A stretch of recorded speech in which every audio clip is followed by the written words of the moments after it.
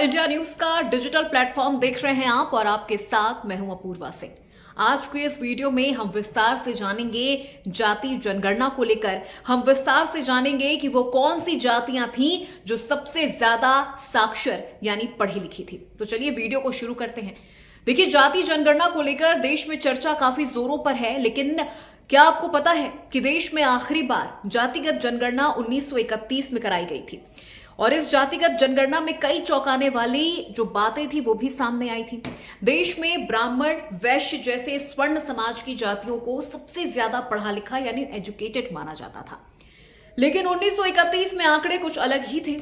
उस जनगणना में जातियों की साक्षरता, उनकी सामाजिक और आर्थिक स्थिति को भी जांचा और परखा गया था।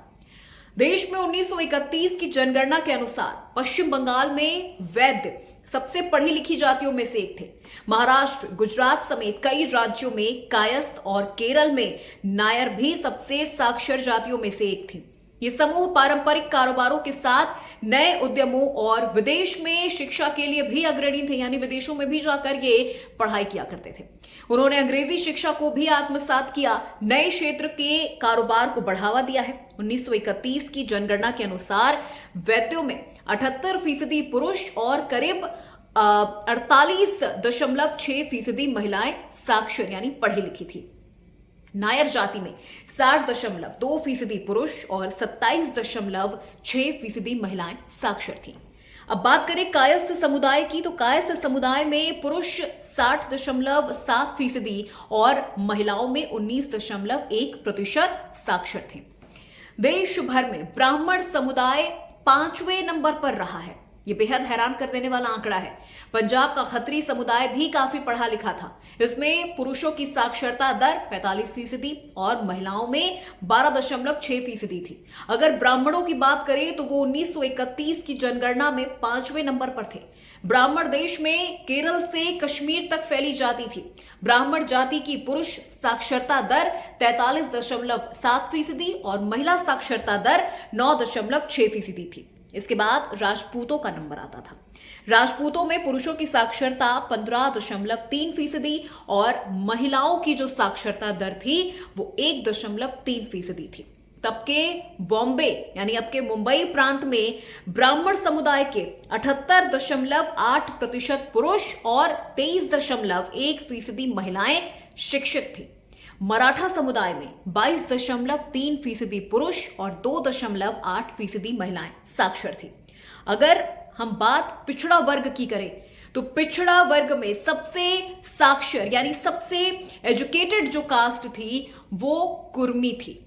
जी हां, कुर्मी ओबीसी वर्ग में आते हैं। सुनने में बहुत हैरान लग रहा होगा, आपको बहुत हैरानी हो रही होगी, लेकिन ये सच है। कुर्मी जाति में 12.6% पुरुष और 1.2% महिलाएं एजुकेटेड थी। ओबीसी में आने वाला तेली समुदाय भी पढ़ा लिखा था। उनमें 11.4% पुरुष और 0.6% महिलाएं साक्षर थीं। अब आइए बात करते हैं दलितों की। दलितों की बात की जाए तो सामाजिक तौर पर तमाम बंदिशों के कारण उनमें साक्षरता दर बेहद कम थी। भीमराव अंबेडकर भी महार समुदाय से आते थे। उनमें साक्षरता दर एससी एसटी वर्ग में सबसे ज्यादा था। महारों में साक्षरता दर 4.4% और पुरुषों में और महिलाओं में 0.4% थी। यादव जाति में सिर्फ 3.9% पुरुष पढ़े लिखे थे और महिला साक्षरता दर महज 0.2% थी। उत्तर भारत के मुकाबले दक्षिण भारत ज्यादा साक्षर है और इसके कई एग्जाम्पल्स भी हमें आज भी देखने को मिलते हैं। साक्षरता में अभी जो अंतर है वो आजादी के पहले भी था। मसलन उत्तर भारत के ब्राह्मणों के मुकाबले दक्षिण भारत के ब्राह्मण वर्ग में साक्षरता ज्यादा थी। उत्तर भारत में ब्राह्मणों में धार्मिक शिक्षा का चलन ज्यादा था। बिहार, उड़ीसा में साक्षरता अधिक थी।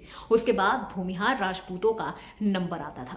देश में 1 मार्च 2027 से जनगणना शुरू होने वाली है। सबसे प्रमुख बात, देश भर में जाति जनगणना 95 साल बाद फिर से 1 मार्च 2027 से शुरू होगा।